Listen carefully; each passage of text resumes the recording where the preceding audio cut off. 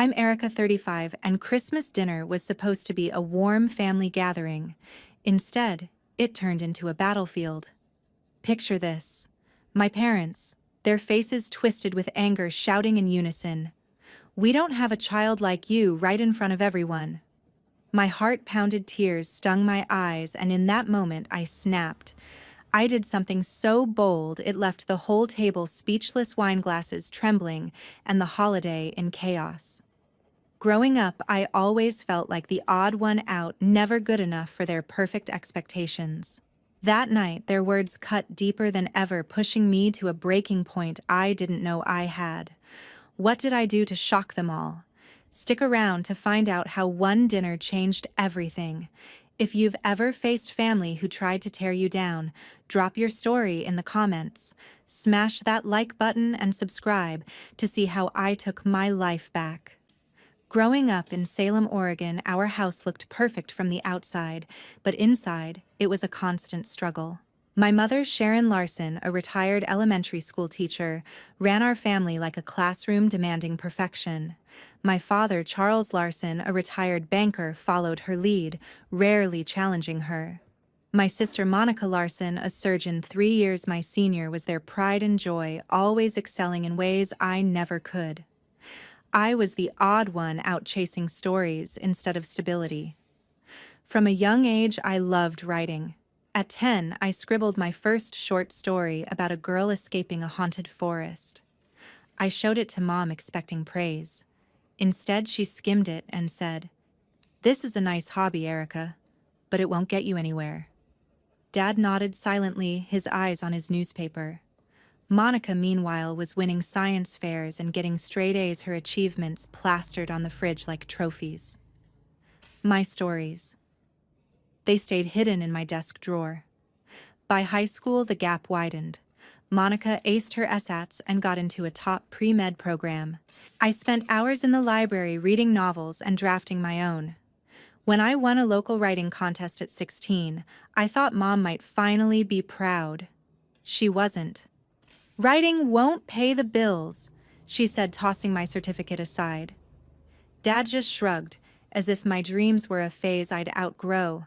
Monica smirked, saying, "Maybe you should try something practical like me."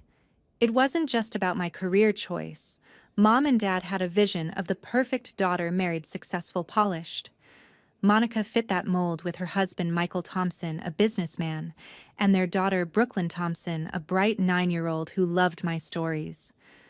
Brooklyn was my light in those dark years. She'd sneak into my room begging for new tales about dragons or pirates. I'd read to her, her giggles making me forget Mom's sharp words for a while. But even Brooklyn couldn't shield me from the constant comparisons. At family dinners, Mom would gush about Monica's latest surgery or Michael's business deals, while my freelance writing gigs were met with silence or a dismissive, "That's nice, dear." Dad might ask about my work, but only to point out how unstable it was compared to Monica's career. I learned to bite my tongue, swallowing the hurt, but each jab built a resentment I didn't know how to shake. My best friend Tara Mitchell, a journalist, saw it all. She'd listen as I vented over coffee, her sharp wit cutting through my frustration. "Your parents are stuck in their own world," she'd say. "You're not Monica, and that's your strength." Tara's words kept me going, especially when I started dating Bryce Carter, an editor who believed in my writing. He'd read my drafts, offering feedback that made me feel seen. But no amount of support could erase the sting of my family's disapproval. By my 30s, I'd built a modest career publishing short stories in local magazines. Still, every visit home was a reminder of my place in the Larson hierarchy. Mom's lectures about real jobs never stopped, and Dad's quiet agreement hurt just as much. Monica, now a celebrated surgeon, seemed to revel in her golden status, dropping subtle digs about my little writing hobby. Only Brooklyn's wide-eyed excitement for my stories gave me hope that I wasn't invisible. Looking back, those years of judgment shaped me. I carried the weight of their expectations, always hoping for a moment of acceptance that never came. I didn't know it then, but that tension was building toward a breaking point, one that would change everything. 3 weeks before Christmas, a text from my mom lit up my phone as cold and sharp as a winter wind. Dinner at our house. 6 p.m. Christmas Day. Be there. No warmth. No love. Mom, just an order. I stared at the screen, my stomach twisting. Going back to that house meant facing the same old judgment, the same comparisons to Monica, the same disappointment in my unstable writing career. I wanted to delete the message and pretend it never came, but something stopped me.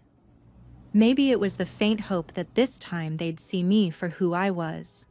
I decided to make a gift, a short book I'd written, a collection of stories I'd poured my heart into. It wasn't much, just a few tales about courage and chasing dreams bound together with a simple cover. I spent days revising, tweaking every sentence, hoping it might finally earn a nod of approval from Mom. Deep down, I knew it was a long shot. Sharon didn't care for hobbies like mine. Still, I printed the pages, tied them with a ribbon, and told myself it was worth a try. I met Tara for coffee the next day to talk it over. "You're walking into a lion's den," she said, stirring her latte, her eyes narrowing. "Your mom's just going to tear you down again." Tara had seen it, all years of me coming back from family gatherings with a forced smile hiding the sting of Mom's words. She wasn't wrong, but I couldn't back out. "I need to do this," I told her. "Not for them, but for me. To prove I'm not invisible." Tara sighed, leaning back. "You're braver than I am, Erica. But don't let them break you." Later that week, I called Bryce to tell him about the invite. He was at his desk, surrounded by manuscripts, his voice warm through the phone. "Want me to come with you?" he asked. I could picture his steady gaze, the way he always made me feel like my dreams mattered. It was tempting. Having Bryce there might soften the blow of Mom's inevitable criticism. But this was my fight. "No," I said, gripping the phone. "I need to face them alone." He paused, then said, "Okay, but I'm here if you need me. Always." The days ticked by, and I threw myself into preparing the Christmas gift. I edited my book late into the night, each word a small act of defiance. I imagined handing it to Mom, her actually reading it, maybe even smiling. It was a foolish fantasy, but it kept me going. I also picked out an outfit, nothing flashy, just a sweater and jeans that said I was trying but not too hard. I didn't want to give Mom an easy target. Tara checked in again a few days later, her texts blunt as ever. "Still going to that dinner," she wrote. I replied, "Yup. Book's done. Ready to face the firing squad." She sent back a laughing emoji but added, "Call me after. You'll need a drink." I smiled at that. Tara always knew how to pull me out of my head. As Christmas approached, my nerves grew sharper. I kept picturing Mom's pinched expression, her voice cutting through the holiday cheer. I knew she'd have something to say about my book, my clothes, my life, but I also felt a spark of resolve. This wasn't about winning their approval anymore. It was about standing my ground, showing them I was enough, even if they couldn't see it. By the time I packed my book into a gift bag, I wasn't just preparing for a dinner, I was preparing for a showdown. Pulling into my parents' driveway, the Christmas lights seemed more like a warning than a welcome. I clutched the gift bag with my book, my heart thudding as I stepped out of the car. The front door swung open and Mom greeted me with a tight smile. "You're late," she said, eyeing my sweater and jeans. "Couldn't you have dressed up a bit?" I forced a smile, already feeling the familiar sting of her disapproval. Inside, the dining room was set with precision-polished silverware, a golden turkey, and wine glasses gleaming under the chandelier. Dad sat at the head of the table, his expression unreadable.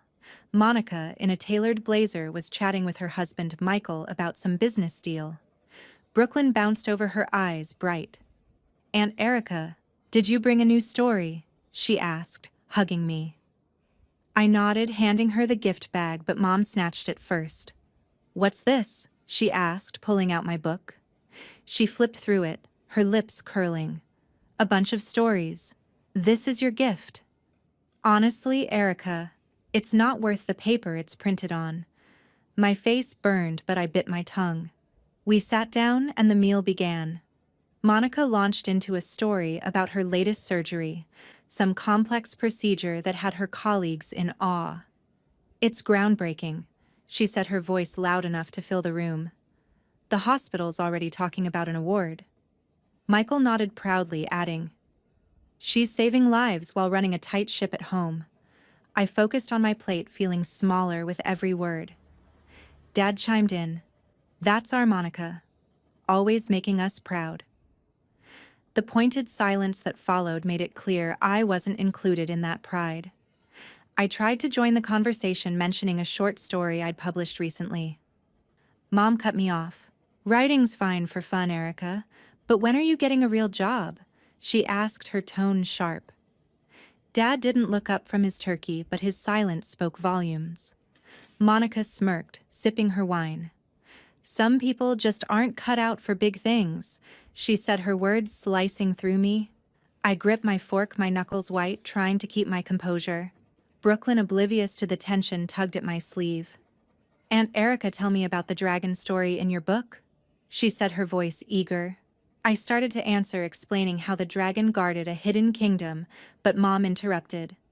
"Brooklyn, stop bothering your aunt with that nonsense," she snapped. "Eat your dinner." Brooklyn's face fell, and I felt a surge of anger. "It's not nonsense," I said, my voice sharper than I intended. Mom raised an eyebrow. "Don't talk back, Erica. You're a guest here." The air grew heavier as the meal went on. Monica kept boasting, recounting how she'd been invited to speak at a medical conference. "It's a big deal," she said, glancing at me as if daring me to compete. Michael added, "She's basically a celebrity in her field." I wanted to scream that my work mattered too, that my stories reached people in their own way, but the words stuck in my throat.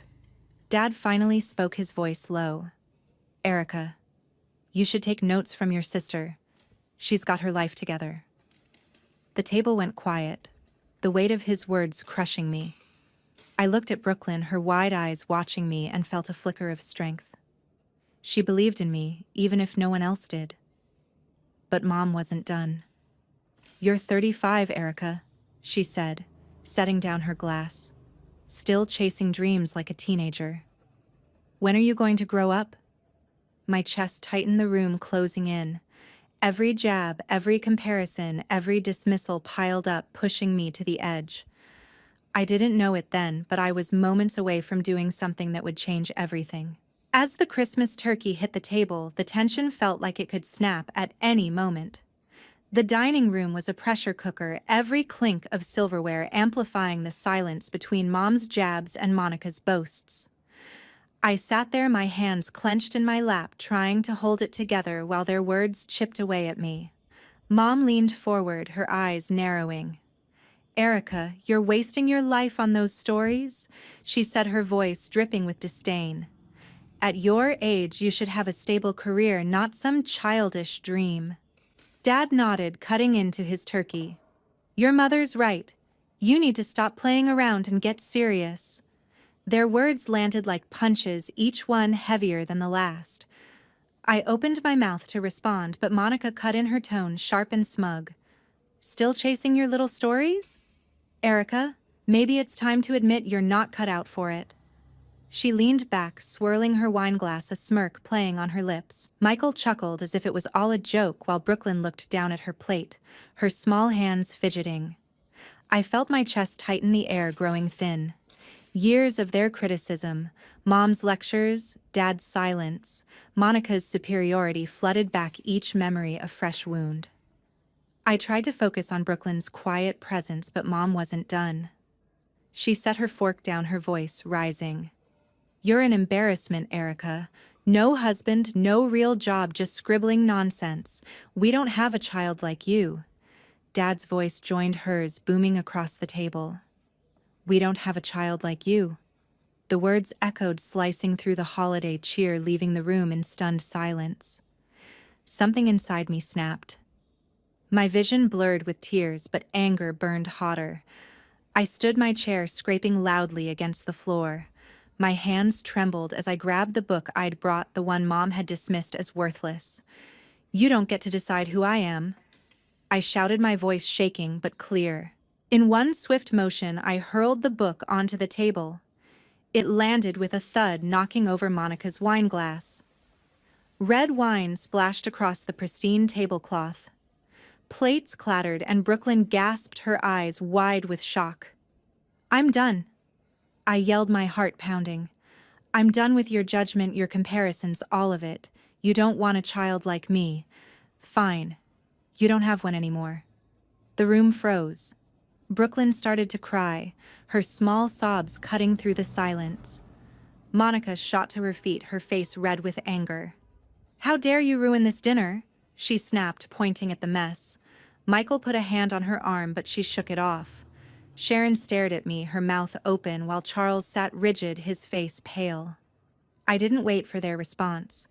My blood was roaring in my ears, and I couldn't stand another second in that house.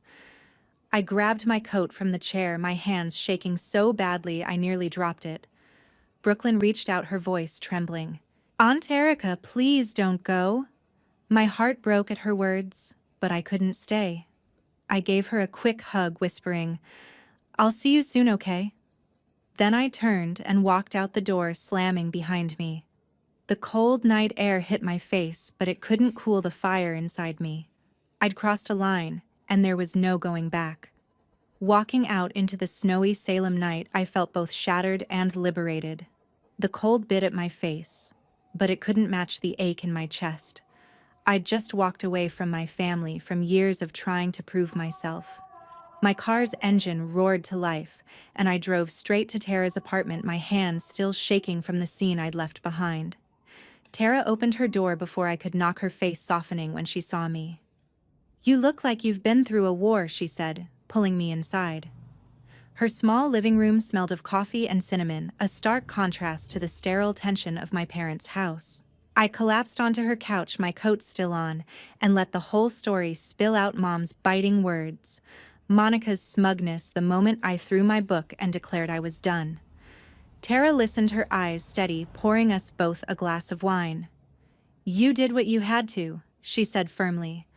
"They don't get to define you." I called Bryce next, needing his calm voice to ground me. "I'm at Tara's," I said, my voice cracking. I couldn't take it anymore." He didn't hesitate. "You stood up for yourself, Erica. That took guts." His words felt like a lifeline, pulling me back from the edge of guilt. I told him about the wine-stained tablecloth, the shocked faces, and Brooklyn's tears. "I hate that she saw me like that," I admitted. Bryce's voice softened. "She'll understand one day. You showed her what it means to stand tall." As Tara refilled our glasses, my phone buzzed. It was Dad. My stomach knotted, but I answered. "Erica, you need to come back and apologize." He said, his tone clipped. "You disrespected your mother and ruined Christmas." I gripped the phone, my anger flaring anew. "No, Dad," I said, my voice steady despite the tears. "I'm done begging for your approval. I'm not coming back." He started to argue, but I hung up, my hands trembling. Tara reached over, squeezing my arm. "You meant that, didn't you?" she asked. I nodded, feeling the weight of my decision settle in. Tara leaned back, her expression thoughtful. "You know, Erica, you've spent your whole life chasing their validation. But look at what you've built, your stories, your readers, your life. You don't need them to see it for it to be real." Her words hit hard, peeling back years of self-doubt. I'd always thought I needed Mom's nod or Dad's pride to prove I was enough. But sitting there with Tara's unwavering support, I started to see it differently. My worth wasn't tied to their expectations. Hours later, my phone buzzed again. This time, it was Brooklyn. Her small voice came through, shaky but clear. "Aunt Erica, I read your book," she said. "The dragon story was my favorite. I love how brave the girl was." My throat tightened, tears spilling over. "You really liked it?" I asked. "I love all your stories," she said earnestly. "Don't stop writing, okay?" I promised her I wouldn't, my heart swelling with gratitude. Brooklyn's words, so simple and sincere, were like a balm, soothing the raw edges of the night. By the time I left Tara's, the snow had stopped and the streets were quiet. I drove home replaying Brooklyn's call, Tara's advice, Bryce's encouragement. For the first time, I felt like I could breathe, without the weight of my family's judgment pressing down. I'd walked away, not just from that dinner, but from a lifetime of trying to fit into their mold. It hurt, but it also felt like freedom. Months after that Christmas, I threw myself into my writing, determined to prove them wrong. I poured every ounce of pain and defiance into a novel, a story about a woman breaking free from a family that never saw her worth. Late nights at my desk with coffee gone cold and Bryce's encouraging notes taped to my wall became my sanctuary. By spring, I finished it. A small publisher took a chance on me, and when the book hit shelves, the response stunned me. Readers sent emails sharing how the story resonated with their own struggles. A local critic called it raw and unflinching, and a book club in Portland invited me to speak. For the first time, I felt like my voice mattered. Back in Salem, the fallout from that night rippled through my family. Sharon and Charles hadn't reached out since my father's call demanding an apology. I heard through old neighbors that they'd become quieter, their perfect image tarnished. Whispers spread about the Christmas incident and their standing in the community, once bolstered by charity events and church gatherings, took a hit. Monica, too, pulled away from them, overwhelmed by the pressure to be their golden child. She stopped attending family dinners, focusing instead on her career and Brooklyn. The Larson family, once a pillar of Salem's social scene, was fraying at the edges. I didn't gloat. Their unraveling wasn't my victory. It was just a consequence of their own choices. I'd spent years chasing their approval, but now I was building a life on my terms. Tara, always my anchor, kept me grounded. Over coffee, she'd grin and say, "You're a published author now." What Sharon got to say about that, Bryce, too, was there, every step reading drafts and celebrating each milestone. Their belief in me was a reminder that family isn't always blood, it's the people who lift you up. By the next Christmas, I decided to rewrite the holiday. I hosted a small gathering at my apartment, nothing like the polished dinners at my parents' house. Tara brought her famous pecan pie, Bryce strung fairy lights across my living room, and Brooklyn, who Monica allowed to join us, arrived with a handmade card. "It's for your next book," she said, her eyes sparkling as she handed me a drawing of a dragon. We ate, laughed, and shared stories around a folding table, the warmth of the night filling the holes my family had left. Brooklyn read a chapter from my novel aloud, her voice proud, and I realized this was the kind of Christmas I'd always wanted, one where I was enough. Looking back, I saw the cost of my family's need to control. Sharon and Charles lost both daughters to their rigid expectations, their reputation crumbling under the weight of their own words. Monica, caught in their shadow, drifted into her own isolation. But I found freedom. My worth didn't come from their praise. It came from the stories I told the people who believed in me and the courage to walk away.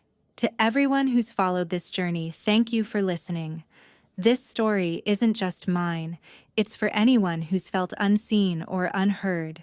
Your value lies in your heart, your dreams, and the people who truly see you. Don't let anyone dim your light. I'd love to hear your thoughts. What's your story of breaking free? Share it, because your voice matters too.